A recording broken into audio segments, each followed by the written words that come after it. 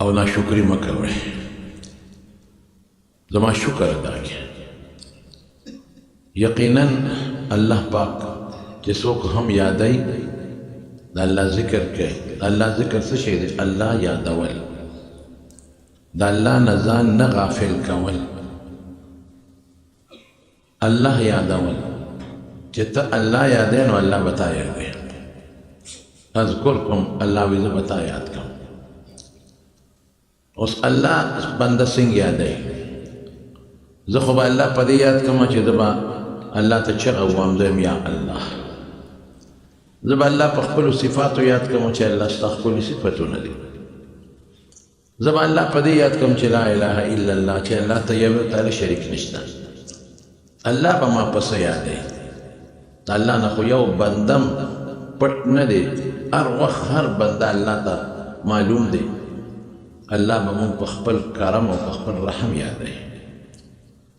زما وروڼو بنیادي څیز دا دی چې مونږ خپل رب ته ځان ورنږدې کړو او مونږ خپل رب یاد کړو. زمونږ رزق، زمونږ مال، زمونږ اولاد، زمونږ عزت، زمونږ اسلام، زمونږ مسلمانی، دا ټول د الله د طرف نه دی. نو چې زه په دې کې خپل الله یاد کړم چې خدای ته زما خالق تا پیدا کړی، الله ته زما مالک یې، زما هر څه ستا په قبضه کې، الله ته زما رازق یې، روزي م ته راکړې، الله ته مو عز عزت هم ته ورکړې، الله ته مو ظلم یې چې چاله عزت واخلې ذلیل یې کړې، دا ستا لاس کې دی. الله ته محیي او ممیت مې خدای ته خلکو له ژوند هم ورکړې او ته خلکو له مرګ هم ورکړې. په خدای قسم الله په دې ډېر خوشحالي. زما چې څوک ذکر کوي او ما یادوي نو زه به نه خوشحالېږم. پلار چې کم بچی یادوي نو د هغه نه پلار نه خوشحاله، مور چې کم بچی یادوي نو مور ته نه خوشحاله، دوست چې کم دوست ډېر یادوي نو هغه ته نه خوشحاله. نو چې خپل رب ته یادوي نو الله به ولې نه خوشحالېږي؟ په دې الله ډېر خوشحالېږي. او الله فرمایي هم چې فذکروني، ما یاد کې کوئ. که زه مو یاد کړم مه غافل کېږئ زمانه. نو اذکرکم، ته به مې پټ یادوې، ته به مې په مخلوق کې یادوې، ته به مې په ډله کې یادوې، زه به دې د فرشتو په ډله کې یاد کړم. ته به ما دلته یادوې، زه به دې په رحم یاد کړم، رحم به در باندې وکړم. وشکرو لی، زما شکر ادا کړئ. او شکر خدای یادول دی که چې ته وایې چې شکر دی خدای ډوډۍ دې راکړه، نو دا دې خدای یاد کړه. شکر دی خدای بچې دې راکړه، دا دې الله یاد کړه. شکر وباسه، خصوصا په نعمت کې چې کوم وخت ته ما نعمت استعمالې نو دې وخت کې ما یاد کړه. که ته اودسماتي له لاړې او اودسماتي نه راووتې بیا ما یاد کړه. غفرانک غفرانک، الحمدلله الذي اذهب عن الاذى وعافاني. شکر دې خدایا چې د لوی اودسماتي او د بوی نه او د غم نه دې خلاص کړم. خدایا چې د چا اودسماتي بند شي تپوس دې وکړه، د چا لوی بند شي او که د چا راکوټې بند شي تپوس دې وکړه. څونه ګران کار په هر مقام چې د خدای نعمت در مخکې شو، د خدای شکر ادا کوه. دا د خدای ذکر دی، الله په دې ډېر خوشحالېږي. په خدای قسم. حضرت ابراهیم علیه السلام یو ځای کې روان و، ګډه چیلې سره څومره انبیا دي، حضور پاک فرمایي ما من نبی الا رعى الغنم. دوی ګډه چیلې سره ولي. او دې کې حکمت دی، دا ګډه چیلې سرول دې کې لوی حکمت دی چې دې لږ مشقت سره بلد شي. ګډو چیلو والا ټول ورځ منډې وهي، مشقت سره بلد شي. د ګډو چیلو به حفاظت کوي چې تا ته ټریننګ میلو شي چې سبا د امت حفاظت کوي. ګډو شپې چیلو سره به شپه هم روڼی ورځم چې سبا امت سره شپه ورځ روڼی. ګډه چیلی به د شر مخ نه ساتي چې امت هم د شیطان نه ساتي. د ګډو چیلو غم به کوي چې د امت هم غم کوي. نو حضرت ابراهیم علیه السلام هم لګیا دی یو ځای کې ګډه چیلی سرولې، یو خشتا لکه ډېر ښکلی لکه او خشتا اواز و. نو دا لږ په خشتا اواز لګیا یو د خدای صفت کوي، سبحان ذي الملك والملكوت. هغه الله چې د دې دنیا او د هغه اسمانونو او د عرش نه بره چې څه دي د هغې ټولو مالک دی او دا د هر عیب نه پاک دی. سبحان، په دې الله خوشحالي. سبحان ذي العزة والعظمة والهيبة والقدرة والكبرياء والجبروت. هغه لږ په خشتا اواز لګیا دی او د الله صفتونه کوي. نو ابراهیم علیه السلام ورنږدې شو. برخورداره ډېر ښکلی اواز خدای درکړی دی او زما د رب د ډېر ښکلي صفت. په مسلمان د الله صفت خوږ لګي، لکه د دوست صفت په دوست خوږ لګي که نه. نو چې څوک د خدای صفت کوي او ته مسلمان یې اورې نو په تا به څومره خوږ لګي. ډېر په خشتا اواز دی زما د رب دا صفت وکړو، نوم دې واخیست. یو ځل بیا راته ووایه بچی ډېر خوند یې راکړه. هغه هلک ورته وایي باباجي څه به راکړي؟ یو ځل خو مې درته خیراتي ووایي څه به راکړي؟ وایي بچی چې ته څه غواړې وایه خولې نه وباسه. وایي باباجي دا نیمې ګډې چیلې به راکړي؟ ډېر لوی قیمت دی. اوس که زه ما به وایي چې مړه ظلم مه کوه که نه، نو اوس ته یو دوه ټکي اواز د خولې نه وباسې نو نیمې ګډې چیلې غواړې، یو 10 روپۍ غواړه، یو 20 روپۍ غواړه، یو 50 یو 100 غواړه، زه یو ګډ غواړم نیمې ګډې چیلې. څه کې ظلم ګنې بابا ورته ویلي چې د مړه خپل کار کوه نو وایه. لیکن حضرت ابراهیم علیه السلام خو خلیل الله د زړه کې الله پروت دی، د هغه په زړه کې د الله نوم پروت دی، د هغه په زړه کې د الله ذات پروت دی، د الله صفت پروت دی، محبت د الله د ذات نه مراد د الله د ذات محبت پروت دی. بچی نیمه ګډې چیلې وي او در بکړي شابه وایه. هغه ورته بیا په خشته اواز لګیا سبحان ذي الملک والملکوت سبحان ذي العزة والهيبة والقدرة والكبرياء والجبروت. وی بچی یو ځل به راته بیا وي. وی باباجي نور به څه راکړي؟ وی دا باقي ګډه چیلې هم شته. نو بیا یې ورته وایي وی بچی یو ځل به راته بیا وي ډېر خوند یې راکړي. هغه هلک ورته وایي باباجي هغه ګډه چیلې خو دې هم راکړې نور به څه راکړي؟ وی بچی دا ګډه چیلې به سرول غواړي که نه، زه به رشپونکې شم درته به وسروم، خو ما ته د ما د رب دا نوم په دغه ښکلې اواز ووایه. هغه هلک ورته وایي ای ابراهیم خلیل الله دا ګډه چیلې دې ستا مبارکې، زه انسان نیم، زه فرشته یم، الله راولېږلم چې ته لاړ شه او زما دا خلیل وګوره چې د ده په زړه کې ما سره څومره مینه ده، دا اړه ولا چک که ده وګوره دغه څومره محبت دی. واقعي چې ستا په زړه کې د خپل رب مینه شته او د خپل رب محبت ستا زړه کې پروت دی. ټولې ګډه چیلې دې ته قربان کړې او ځان شپونکی کې هم د الله د نوم دپاره. الله په خپل نوم خوشحالېږي، بس زما چې صفت کې زه خوشحالېږم، د الله چې کې الله مولې نه خوشحالېږي. بلکې رب العالمین فرمایي وی هغه انسان چې ما یادوي او هغه انسان چې ما نه یادوي، مثل الذي يذكرني ومثل الذي لا يذكرني مثل الحي والمیت. د دې صفت او مثال د ژوند او د مړي دی. چې ما څوک یادوي نو دا جمدی دی، چې ما نه یادوي دا مړی دی. جمدی انسان او د مړي منځ کې څومره لوی فرق، چې نه یادوي دا مړی دی. مړی څه په مړي څوک څه پروا ساتي، په دارو څه پروا نه ساتي. مړی خلک لرې کوي، دا زمانه لرې دی. مړی له خلک توجه نه ورکوي، دلاړو توجه نه ورکوي. مړی له خلک ګرم او یخ نه ورکوي، داړو له اسم نه، په دارو زما څه پروا نشته. او چې ما یادوي نو دا جمدی دی. د جمدی خلک عزت کوي، بالغ ورته اچوي، په ګرمۍ اوړي کې ورته ایر کنډیشن لګوي، په ژمي کې ورته هیټر لګوي. د جمدی مثال ذکر باندې الله خوشحالي، بلکې د دې ټولې دنیا روح د الله نوم دی. ګورئ څنګه د انسان دا وجود دی او دا وجود یو روح غواړي، که دا روح پکې وي خو دا وجود به جمدی وي، او که روح ترې لرې کړي وجود به مړي. دقه رنګې د دې دنیا او د دې کائنات هم یو روح دی.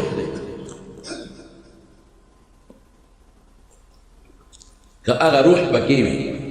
دا ټول کائنات به جمدی وي، او که روح ته اووت دا ټول کائنات به مړه شي. د دې ټولو کائنات ولې وجود کې چې روح وي نو وجود جمدی دی. څونه عزت یې خلک کوي، روح دی پکې. باباجي راځه، اله باباجي کېنه، باباجي سلام علیکم، باباجي اوږې دی ډوډۍ ولا راوړه، اله باباجي نار دی او ډوډۍ راوړه، باباجي تږی دی اوبه ولا راوړه، اله باباجي ګرمي وشوه پکې وته ببوځې وته باباجي اله زما د دوی واده ما سره روټۍ له بندې، اله باباجي زما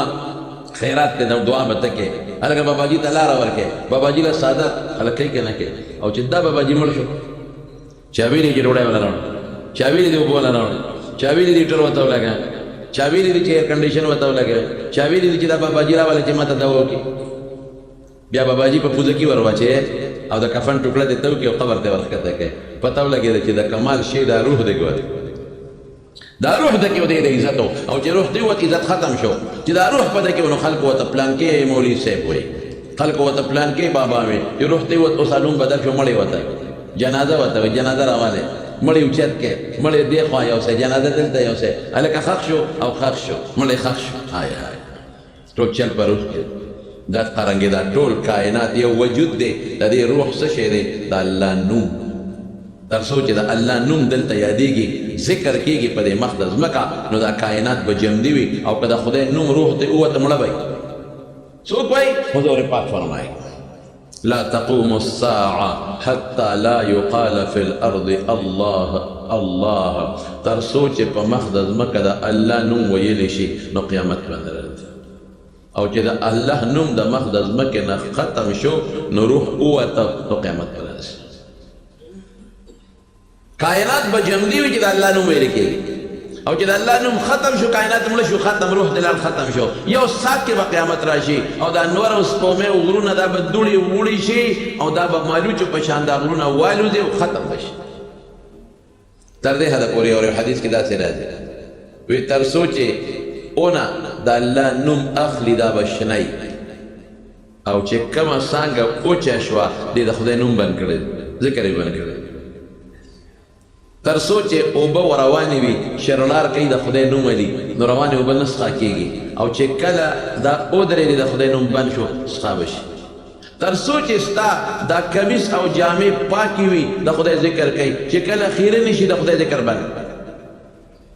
تر څو چې په دریاب کې کب د خدای نوم اخلي نو ښکاري به نه ښکار کوي او چې کله د خدای نوم بند شو نو د ښکاري په جال کې به نه خلي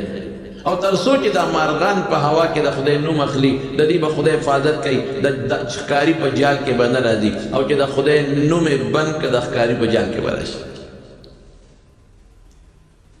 خواجه ابوالحسن خرقاني رحمت الله علیه ډېر لوی بزرګ تېر شوی د بادشاه مجلس کې ناست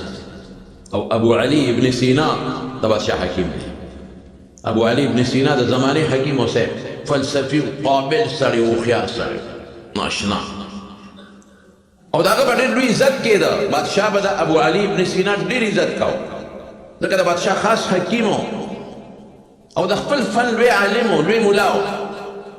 چې به دربار ته راته په اس باندې سور نو ټول دربار به ورته ودرېده او بادشاه به هم ودرېده او د بادشاه سره به یو ځای په اس باندې دربار نه ورته راته لوی عزت او لوی شان مجلس کې ابو علي ابن سینا ناست دی بادشاه ناست دی وزیران ناست دي مشیران ناست دي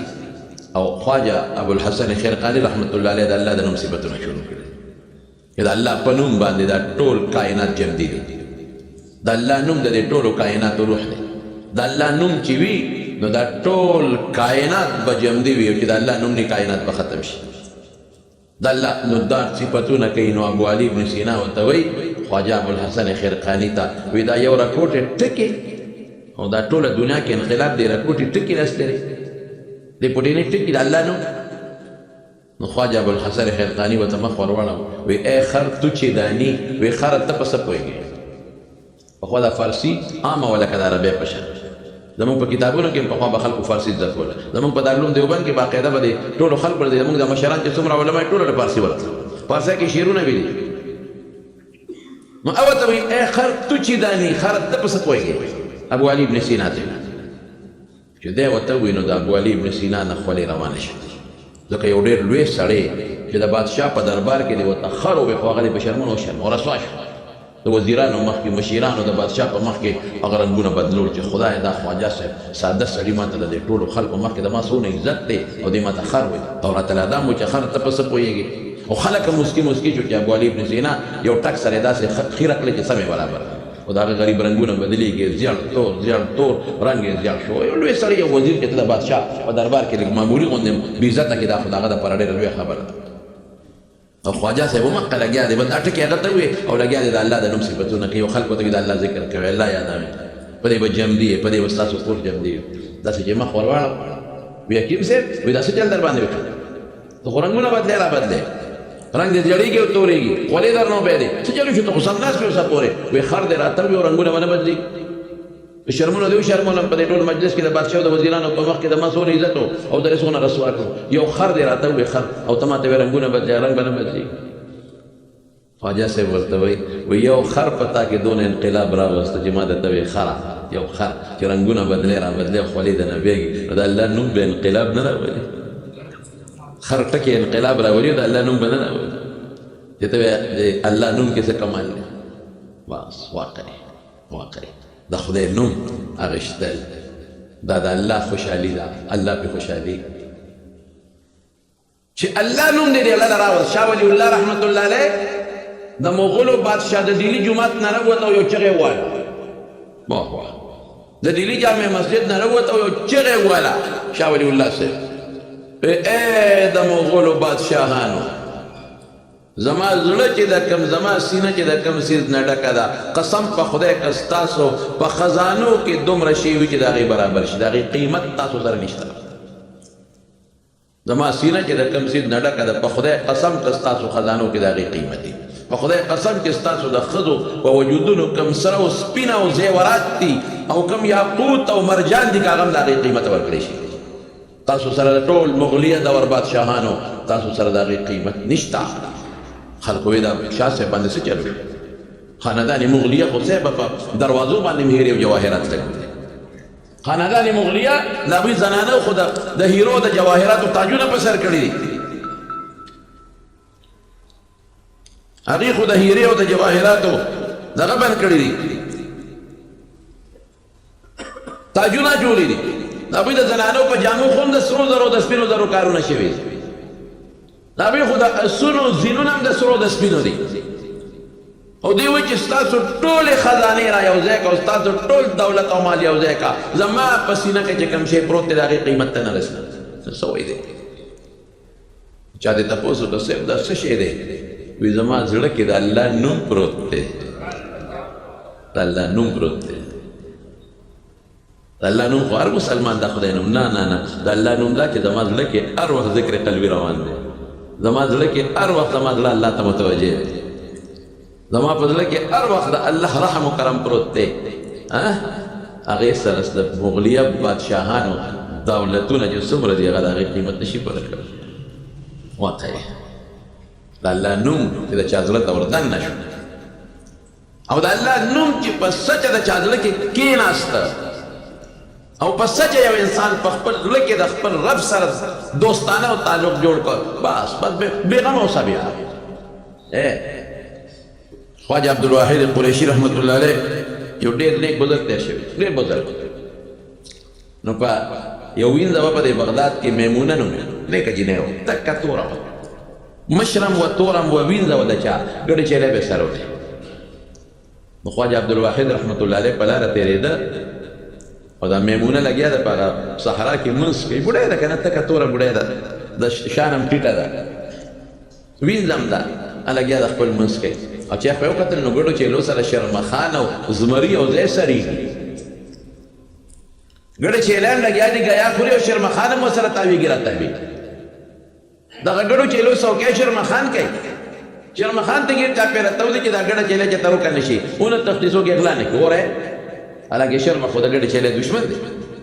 شرمخ خو چې یو شرمخ هم یو 1500 ګډې چیلۍ هم وي نو پرېږدي یې نه غونډې راملې کې بیا ورسره ګوري او دا ښه بېغمه لګیا د خپل منځ نو خواجه عبدالواحد رحمت الله علیه پرې حیران شو چې خدایه دا څه مسله ده دا څه ماجرۍ نه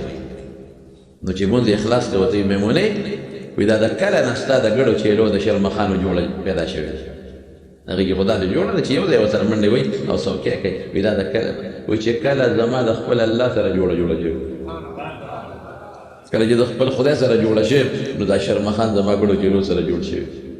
ډېره واقعي د مارونو ډېره د عبرت خبره ده که موږ د خپل الله سره جوړ شو که نه ټول کائنات به تا سره جوړ خو که زه د خپل رب سره جوړ نه شوم نو کائنات ما سره نه جوړېږي نه ما سره روغ صحت جوړېږي بیماري به راځي نه ما سره عزت جوړېږي بېعزتي به راځي نه ما سره خوشحالي جوړېږي پریشاني به راځي نه ما سره مال او دولت جوړېږي غربت به راځي فقر به راځي نه ما سره د خلکو مینه جوړېږي کنځل به راپسې خلک کوي نه ما سره عزت جوړېږي بېعزتي به مې خلک کوي خو که ما الله سره جوړ شم نو صحت به ما سره جوړي عزت به ما سره جوړي خلک به ما سره جوړي مسلمانان به ما سره مینه کوي مال او دولت به راته متوجه وي عزت به راته متوجه وي او مخلوق به راته ټول متوجه وي بنیاد دا دی زما موږ خپل خدای پرېښی دی موږ بوتانو پسې شوي الله مو پرېښی دی موږ خدای نه یاد موږ چې کله تکلیف کې مبتلا شو نو موږ بیا غم کې پرېوځو بیمارۍ کې پرېوځو نو زموږ د خولې د الله نوم وخېږي یا الله مونږ چې کله په مصیبت او ټینشن کې پرېوځي نو زمونږ د خولې د الله نوم وخېږي بس دا مصیبت هسې خدای نه چې کله مصیبت کې نه الله یادوه نو ساتي به د مصیبت نه کله چې تکلیف کې نه د الله نوم یادوه کله چې په راحت کې الله یادوه بچې د خلکو په اوږو قدم اخیستل ګناه ښه چې کوم دی راشه هلته شاته کښېنئ د یو بل په اوږو قدم اخیستل دا ګناه دا ښه نه توجه د ټولو ملګرو پې خرابه شي چې څوک هم راشي شاته دې کښېني یا بله ځای شته یا هلته جومات کې ځای شته خو نبي علیه السلام فرمایي چې چا د خلکو په اوږو قدم واخیسته وایي ځان له جهنم ته لاره جوړه کړه یو دی چې یو سړی دلته کې بیمار دی متیاز یې ورغی نو کاغه دی نو خیر دی هغه تلی شي هغه که بیا خپل ځای له واپس راځي نو هم راتلی شي بیمار دی کمزوری دی خو داسې به د خلکو په اوږو قدم نه لاړوي ښه د دین مسله مې درته بیان کړه چې خفه نه شي بهر کیف وی ما چې د کله نه د الله سره جوړه پیدا کړې نو د زمرو د شرمخانو زما ګډو چیلو سره جوړه ده امام ابو یوسف رحمت الله علیه چیف جسټس شو قاضي القضات چې ورته وایي چیف جسټس قاضي القضات د هارون الرشید نو امام ابو حنیفه رحمت الله علیه له ورغی وی ما ته څه نصیحت وکړه نصیحت راته وکړه نو ګوره اوس که داسې بل چا له تللی وي نو څه نصیحت به ورته کوم چې بچې ته خو قاضي جوړ شوې د انصاف فیصله کوم قاضي د خلک دا نصیحت دی او د مظلوم خیال ساته او رشوت ماله او هر وخت چې دله څوک راشي نو دروازه ورته مه بندوه ځکه قاضي ته چې نصیحت کې دا نصیحت پکې امام ابو حنیفه رحمت الله علیه څونه هوښیار انسان او ته وایي صاحب قاضي جوړ شم ما ته نصیحت وکړه وایي بچې یو حدیث ته وایم په دې عمل یو حدیث د رسول الله مبارک لا یزال لسانک رطبا من ذکر الله حضور پاک فرمایي وی همیشه خپله ژبه د الله په نوم تازه لره بس همیشه د خدای ذکر کوه بچې چې ته په قضا په منصب ناست دی هم ژبه ړقوه الله یادوه بچې چې قضا له روانې هم الله یادوه بچې چې اوزګار ناست دی هم الله یادوه ناشنا خلک امام صاحب څه نصیحت ورته وکړه امام صاحب هوښیار چې دی د خدای نوم یادوي او د ده په زړه کې د الله نوم پروت دی نو دی به چرته هم ظلم ونه کړي دی به چرته هم رشوت وانهلي دی به چرته هم دا ونه وایي چې ولږه زه نه یم اوزګار او سبا فیصلې له راشي دی به چرته هم د مظلوم ته دا ونه وایي وبه نه رټي دی به چرته هم د مالدار پره ونه کړي او د مظلوم سره ظلم به ونه کړي چې الله نوم په ژبه درکړي او چې د الله نوم په ژبه علي د الله مدد به ورسره د خدای نوم کې ډېر لوی کمال دی رسول الله صلی الله علیه وسلم فرمایي وی د قیامت پر ورځ به یو سړی الله ودرئ د ده به یو کم سل دفترې د ګناه وي یو به د نیکو هغه یو کم سل دفترې به څومره وي که یو دفتر راخور کې د ځمکې اسمانونه پې ډکېږي دومره ډېر نو هغه نیکۍ به وله یو دفتر په یو چابړي کې واچي ګناهونه به وله په بل چابړي کې واچي نو د ګناه به درنه شي نیکۍ به سپکه شي نو په ده به اعلان وشي چې دا سړی بوځی دوزخ دی به روان شي چې روان شي د الله نه یو شی پټېږي نه خو الله د خپل نوم شان ښایي قدر یې ښایي نو الله به آواز وکړي دی بنده ته دا بنده واپس کړي د دې یو نیکي پاتې ده دا وله واپس وتلی دا نیکۍ دا یو نیکي پاتې ده دا وله په هغه نیکو په تلو کې ور واچوي نو دی بچی هغه وګوري وایي بچی رب ما هذه البطاقه زموږ علما دې حدیث ته بطاقې الله دا پټېنی کاغذ څه شی د دې دومره ګناهونو یو کم سترو دفترو په مقابله کې دا پټېنی څه شی دی الله وی لا ظلم اليوم نن د ظلم ورځ نه ظلم به نن نه کېږي دا یو دی پاتې ده ورشه چې دا دوباره نیکي وتلي او دا یو پکې ور واچي اوهو خدایه یو ځل خو په ما نوم اعلان وشو چې پلانکې د پلانکې زویرې دوزخ ته ده نو اوس پر باندې بیا اعلان کېږي چې پلانکې د پلانکې زویرې دوزخ ته ده بیا به اعلان کېږي دا به څه کېږي ته پټې کاغذ کې زه ور واچوم نو زما خو یو کم سل دفتره د ګناهونو دي او دومره ډېر دي چې ځمکې اسمان په یو ډکېږي الله وینا ظلم شته دی نه دا دنیا نه ده دلته ظلم نشته دا یو نیکي دی پاتې ده واپس کې دا ونه واچي دی به بیا واپس کې تللی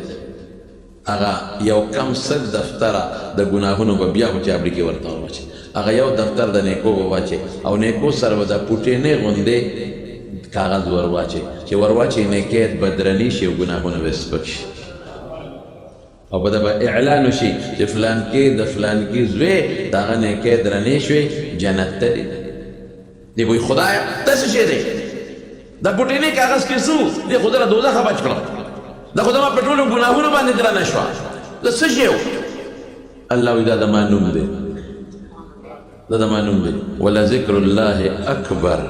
د خدای د نوم نه لوی شی بل شته دی نه شته نه بل ځکه حضرت موسی علیه السلام الله نه تپوس وکړه وایي الله ما ته داسې یو شی وښایه چې زه یې وایم او ته پرې ډېر خوشحالېږي وایي لا اله الا الله وایه وی الله دا خو ټول خلک وایي ما ته هغه شی وښایه چې بل څوک یې نه وایي او زه یې ووایم او تا ته پرې نږدې شم الله وی ای موسی چې دا اوه اسمانونه او اوه واړه ځمکې د تلې په یو چابړي کې واچوې او دا کلمه په بل چابړي کې واچوې دا به پرې وزندار دی د الله د نوم سره څه شی برابرېدی نه شي نو هغه سړی وایي څه شی دی الله وی زما نوم دی زما د نوم مقابله بل څوک نشي کولی دا لفظ د الله دی څومره په اسانه مونږ جنت ته تللی شو څومره په اسانه مونږ الله خوشحالولی شو څومره په اسانه مونږ د ګناهونو مقابلې کولی شو افسوس مونږ د خدای نوم نه لرو افسوس مونږ خدای نه یاد لا اله الا الله نه په ګاډي کې به سواري خلک روان به غیبت به کوي دروغ به وایي چغلي به کوي د خدای نوم څوک نه په کور کې به ناستي د خدای نوم بنالي بچو سره به ناستي د خدای نوم بنالي هلکه د خدای نیکبخته چې اوسګارې نو لږې تسبیح راواله که نه الله یاد که که نه لا اله الا الله وایه که چې په لاره روانې نو خدای ولې نه یادې چې کور کې ناستې الله ولې نه یادې بیټک کې ناستې او په ځون خلکو سره ګپې شپې لګې قسم په خدای کړې دا وخت به بیا افسوس وي حضور پاک فرمایي کوم مجلس کې چې الله یاد شو بد برکتي شو کوم مجلس کې چې خدای یاد نه شي دی به افسوس کوي چې اسې رانه وخت لاړو ما خپل رب یاد نه موږ ټوله ورځ لګیا یو څوک د یو غیبت څوک د بل غیبت دکان کې غیبت په پټي کې غیبت په لارو کې غیبت په کور کې چې ښځه بچي کښېني د بل غیبت او خپله خو د بل سپکه دا د منکار شیوه ده او نن سبا خو دا موبایل مردار راوتلی ټول خلک په دې موبایل کې لګیا دي خدای ته هېر دی ټوله ورځ دا خلک په دې موبایل کې نښتي په سړک کې مو په لاره کې مو په ګاډي کې مو په موټر کې هر ځای کې بس کشکش یې جوړ کړي او په موبایل کې لګیا دي یاره خدای بندګانو دا مو نه پکارېږي دا الله هم پکارېږي په دې ګوتې حضور پاک فرمایي د دې بندونو نه به الله د قیامت پر ورځ تپوس کوي تاسو په دې زیات شوي یم او که نه دا بندونه دې له به ژبه ورکړي ژبه دې به خبرې کوي چې په دې ګوتو دې الله یاد کړي دا به د قیامت پر ورځ درته ګوی کوي چې الله په دې زه یاد کړي او چې په دې ګوتو دې خدای نه یاد کړي دا ګوتې به وایي چې الله زه ما باندې ته نه یاد کړي دا اندامونه به درله ګوی کوي د قیامت پر ورځ باندې زمانو ذکر کوي الله یادوي لا اله الا الله الله الله وای سبحان الله وای الحمدلله حضور پاک یو ځل کو فرمایي وی چې کم انسان یې سونه آسان شی راته هر مانځ پسې لس کرتا سبحان الله لس کرتا الحمدلله او لس کرتا الله اکبر وای څو شو لکه دیرش نو په پنځو منځونو پسې څو شو یو نیم ساعت هغه حساب د سره کو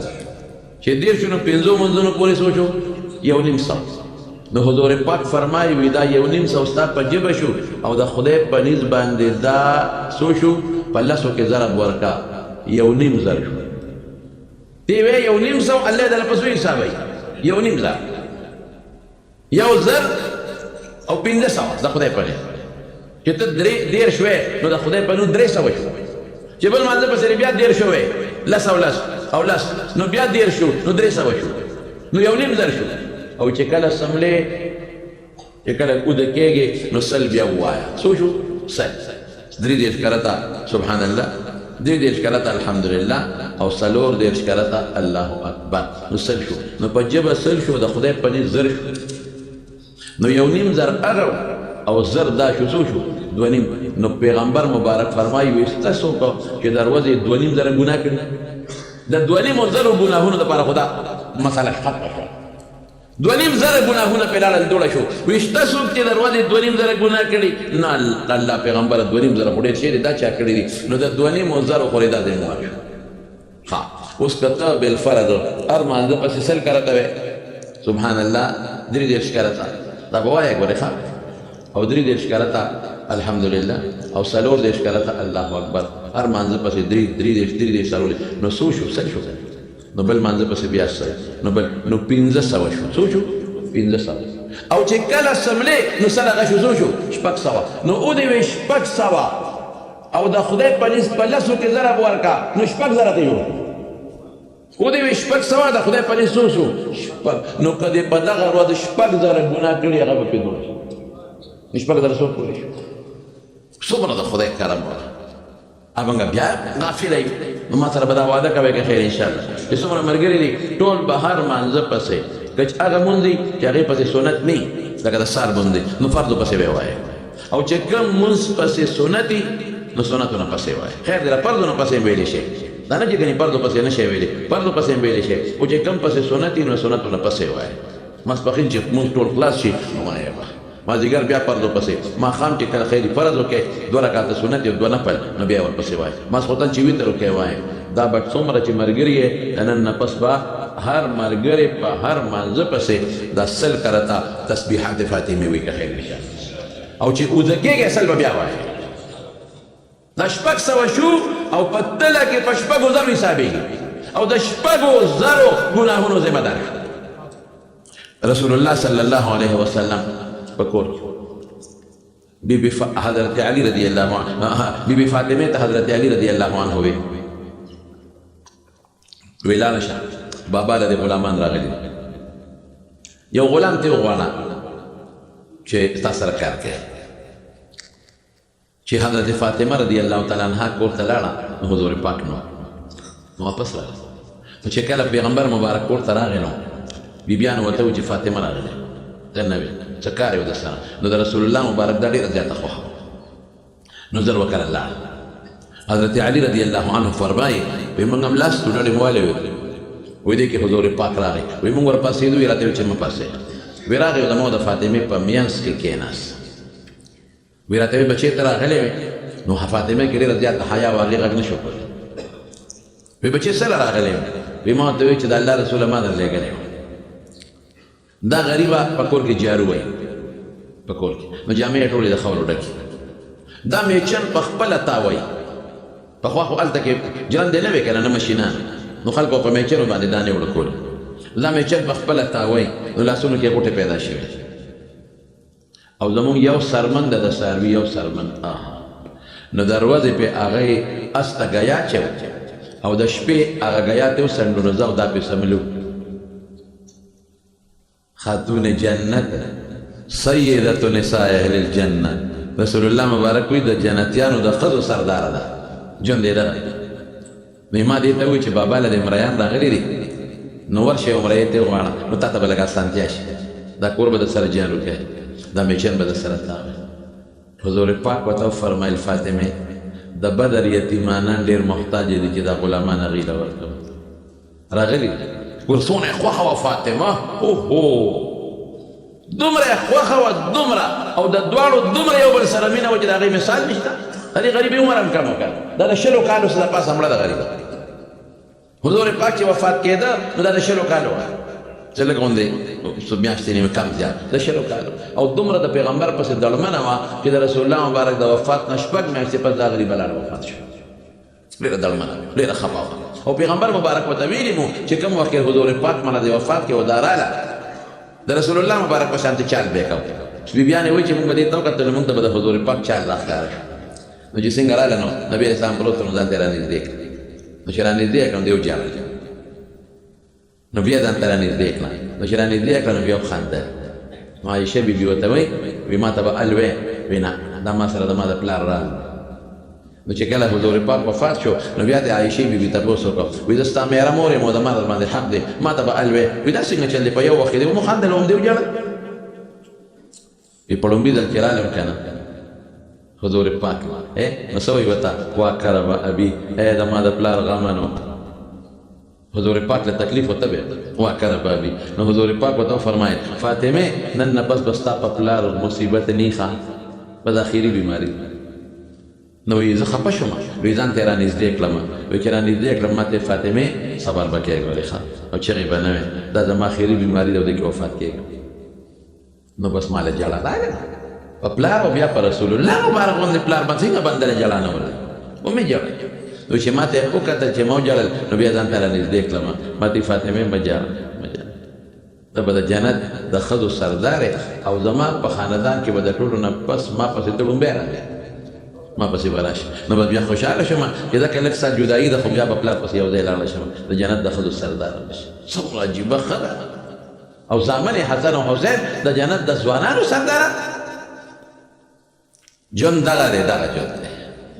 او پلار څومره انصاف والا پلار رسول الله مبارک څومره انصاف والا خلک وایي چې راشه پردې جیب پوښلوه اوس بچو له یو سره مونږ خو پردې جیبونه وو مونږ خو غلاګانې کوو مونږ خو کرپشن کوو مونږ خو خزانه لوټ کړه د بچو دپاره مونږ خو پردې ډاکې وکړې د بچو دپاره پردې ځمکې ونیولې د بچو دپاره پردې وینې زوې مو خوړې د خپلو بچو دپاره خو چې بچو ته زمونږ راحته میلو شي یوازې ډوډۍ هم نه چې راحته میلو شي د بچو بنګله شته غلا کوم چې بله وله جوړه کوم پیغمبر مبارک نیازبین لور جنت کی سردار د جنت سردار او ته غوټې وخوړې چې لاس غوټې دي وینا بچې د بدر یتیمانان زیات محتاج دي د امریان باغوي له ورکوه او بچې یو شی راته ونه ښیمه چې د غلام نه دله بهتر دی یو شی راته ونه ښیمه بابا وښایه وایي چې اوده کېږي نو 3 کله سبحان الله وایه 3 کله ته الحمدلله وایه او 4 کله ته الله اکبر وایه دا تعالی د غلام او د خادم نه بهتر دی ماشاءالله تسبیح فاطمه وته ما سره مواده وکړه لکه ښه دا به ټول وایه که خیر انشاءالله ستاسو فایده ده پکې که چې خپل مبارکې لور ته رسول الله مبارک ښایي نو خو فایده شو پکې او د ګناهونو دپاره زبردست داسې ده لکه چې په خیرې د پاسه صابون اوبه ور واچو ختم یې کړي دا مه وایه په دې الله خوشحالېږي او رسول الله صلی الله علیه وسلم فرمایي حضور پاک ډېر خلک وایي د شیطان د وسوسو نه تنګ دي ډېر خلک نن سبا په دې وسوسو کې ډېر خلک مبتلا شیطان وسوسه اچي او شیطان نه لړه نیولې او شیطان مې نیکۍ ته نه پرېږدي او شیطان مې په ګناه ور اچوي ټیک شو ما ته دم رسول الله مبارک ښولی او څه فرمایي الشیطان جاسم علی قلب ابن آدم شیطان د بني آدم په زړه ګونټې ماتې کړې دلته ناست ګونټې ماتې کړې پرېږدي خو دی نه اذا غفله ګوره په دې حدیث ځان پوهېږئ دنیا خلک ما ته ټېلیفون کوي یاره صاحب وسوسې بیماري ده یاره صاحب وسوسې راځي یاره څوک وایي په دې کې وسوسه څوک وایي په دې کې وسوسه څوک وایي دا وسوسه ټول اوس خلک ګوتې شماري دم درته ښیمه عمل پرې وکړې هغه دم درته ښیم چې کوم دم رسول الله مبارک ښودلی څه فرمایي الشیطان جاسم علی قلب ابن آدم د بني آدم په زړه باندې ګوټې ماتې کړي ګونډې لکه یو سړی کې دشمن راوپرځئ او ګونټې پرې ماتې کړي او په دې مری ولغلی شي بیا دې نه شي بچ کېدی دغه رنګې ستا په زړه د پاسه د ګونټې ماتې کړي دي ګونټې اذا غفله ولې تا ته د وسوسې خبره ښیم چې کله د الله نه غافل وي دا انسان نو وسوسه دې ورته وسوسې دي نو ته ولې الله نه غافل کېږي ته غافل یې ځکه وسوسه راځي پیغمبر وایي دا غفله چې دې کله غافل شو د الله نه نو وسوسه شیطان ورته وسوسې کوي واذا ذکر الله خنسا او چې دې کله الله یاد کړي نو شیطان تختی پټېږي وسوسه اوس ولې راځي الله دې یاد کړي الله دې الله یاد کا تختیبه او د الله د یاد متعلق په بل حدیث کې مونږ ته رسول الله مبارک دم ښولی دی چې څوک هم سحر وختي سل پیرې څلورمه کلمه وایي لا اله الا الله وحده لا شريك له له الملك وله الحمد وهو على كل شيء قدير یاد دی اكو قدوي صح قدوي لا اله الا الله وحده لا شريك له له الملك وله الحمد يحيي ويميت وهو حي لا يموت بيده الخير وهو على كل شيء خير ارسنه کی وای چې سل کرته سوک سحر وای د تب په دغه ورځ شیطان پیره اس قسم ضرر نه رسي نو زما خو خبره نه خبره ده چا ده د رسول الله د الله د طرف نه په امان کې شي حدیث کې راځي دا الله د طرف په امن کې شوي نو چې الله امن درکړي نو شیطان ته بیا نقصان رسولی شي پیرې نقصان رسولی شي نه نو چې څومره ملګري یې نو څه به کوئ سهار به څلورمه کلمه سل پیرې وایي یاده شوه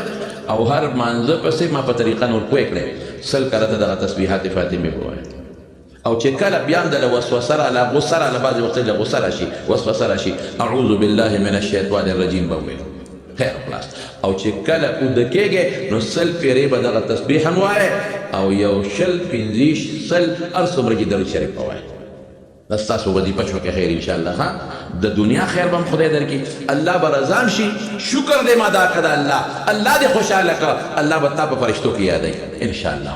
دعا کوي الله موږ د فتنو او فتون نه په امن کې وساتي الله د وسوسو او شیطان نه وساتي الله موږ ډېر کمزور یو الله زموږ په زړه کې خپل محبت کې دی د خپل حبیب محبت کې دی زموږ په ژبه زموږ په لاسونو خپل ذکر پروردګار جاري زموږ د جمع یو خاص ملګری فردوس حاجي صاحب زموږ د سریز بی فردوس حاجي صاحب هر جمعه به زموږ د جمع مانځل راته داسې جمعه به نه وه چې دی به نه راته بلکې د جمعې نه مخکې به بیټک ته زموږ راغی هلته به ما سره یو 15 منټه کېنه بیا به راغی هره جمعه په دغه جمعه هم غریب راغلی دی دلته موږ سره مونځ کړی دی وفات شوی دی فردوس حاجي صاحب ته دعا کوي چې الله یې مغفرت نصیب الله د آخرت خوشحالۍ نصیب کړي زموږ د جمعې ملګری و که نه نو الله دې د آخرت خوشحالۍ نصیب کړي که جام دی اوس به دلته موږ سره ناست اوس به دلته موږ سره دا لومبۍ جمعه ده چې نشته یعنې هره جمعه به دلته راته دغه سره بینه الله دې وبخي الله یې د آخرت خوشحالۍ نصیب کړي او الله تعالی دې بچو له وارثانو صبر ورکړي نورو غمونه لري خدای ورته دلته زموږ په دې محله کې سوداګر بچی وفات شوی دی سوداګر هم زموږ د جمعې مستقل ملګری مستقل او دوی او معذور او غریبه او دا سوداګر غریب په خپلو بچو ډېر زیات وکړي دله به خدای لوی جنت ورکوي دله به خدای د آخرت خوشحالي ورکوي د شپږم زوی او ټول معذور دي غریبانه چې داسې معذور بچي خدای چاله ورکوي دې خدمت وکړي کور والا خدمت په دې خدای جنت ورکوي دعا وکړئ سوداګر دپاره چې خدای پاک دا بچي ولې د آخرت توښه کړي د آخرت توښه کړي دا بچي خدای د جنت مرغۍ کړي او الله یې ولې د مور دپاره او د ده دپاره د آخرت توښه کړي د نورو غمونو نه یې خدای پاک په عمل کې وساتي